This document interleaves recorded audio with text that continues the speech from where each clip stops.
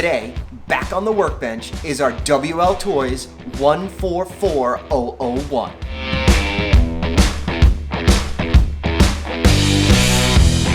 So today, we're going to be taking another look at our WLTOYS 144001 racing buggy. This little thing is awesome. I had a blast. We made a video a few weeks ago unboxing it and taking it and putting it through its paces, doing a first drive. I'll put a link up there to that video.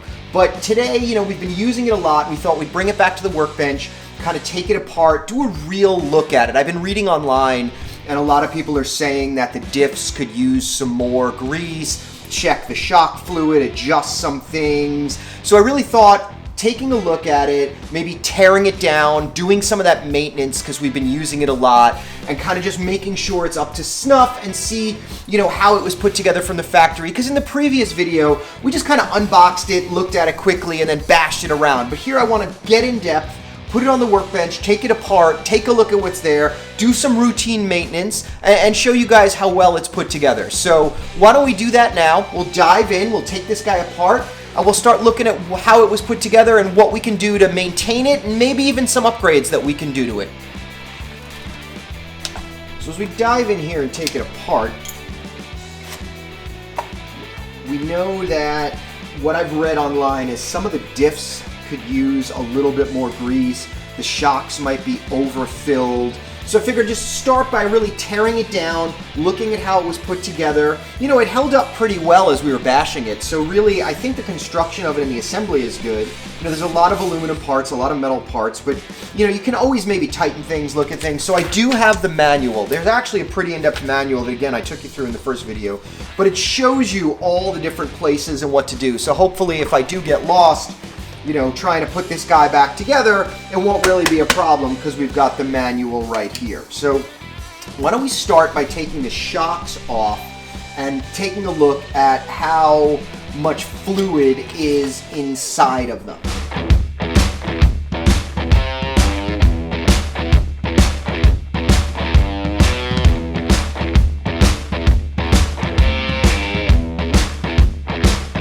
Shocks seem to have absolutely no rebound whatsoever.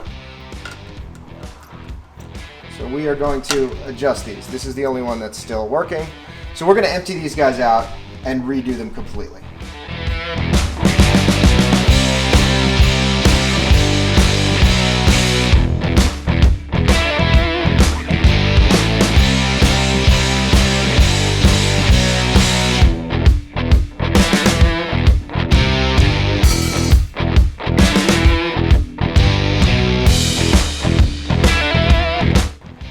Those 4 shocks are rebuilt, completely done.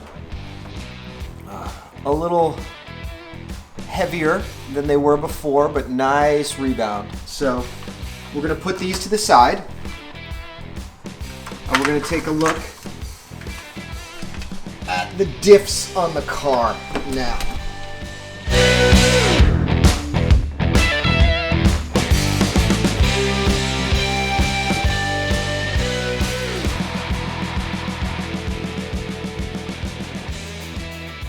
Grease in there.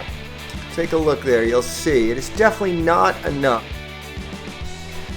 Oh yeah, there's nothing in there. Look at that. That guy is pretty much dry. So we need to lube him up for sure.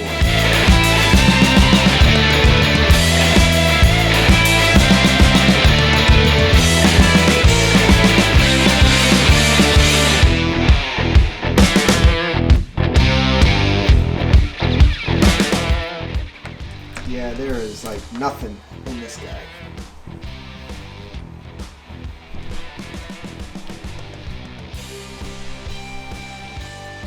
Yep.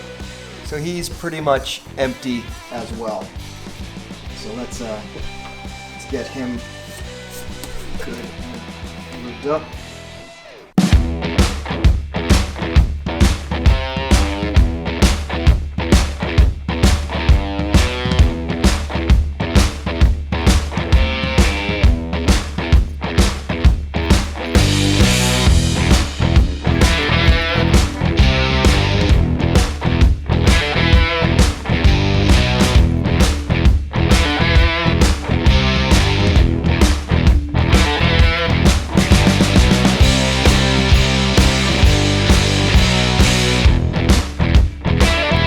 we're all done. That was really simple routine maintenance that you should be doing on your cars, you know, periodically, depending on how often you drive them. We've driven this guy quite a lot, so it was time for it.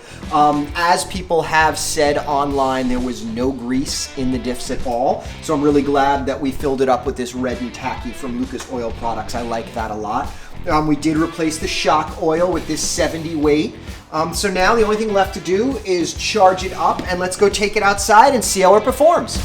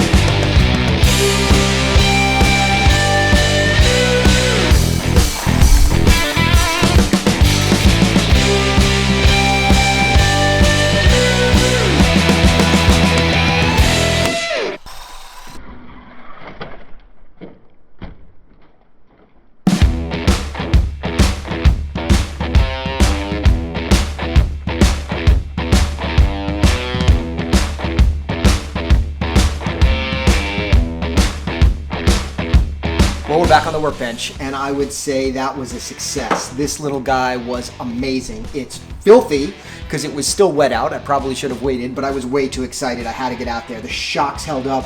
It was quieter. It ran smooth. I mean, it did all of the things it was supposed to do. Now we need to clean it. It is a mess, as you can see. This thing is filthy from being outside, mainly just dirt and leaves and stuff, but I would say that this is a fun little car, and I think what we are going to do next is go online to banggood.com and find a brushless motor, a brushless ESC, and a 3-wire servo that we can put in here, because I think it's really going to wake this little guy up if we switch him from brushed to brushless. I mean, he was great. It's a little slow, but it was absorbing the jumps, as you saw. It was sucking them up when I didn't crash and, land on the roof. But it worked really well. I just think that it just doesn't have the kind of power and oomph that it should have for a car like this. And I think if we can replace this guy and get ourselves a different ESC, and then obviously find a servo that's 3-wire, not 5-wire, put that in there, I really think this guy is going to be an amazing, amazing little car. Well, that's it for today. So as always, please subscribe to my channel and like these videos so we can keep pumping out content every week. I will see you in the next video, and in the meantime, I am going to clean this guy up and get him ready for our brushless upgrade in a future video. Thanks for watching.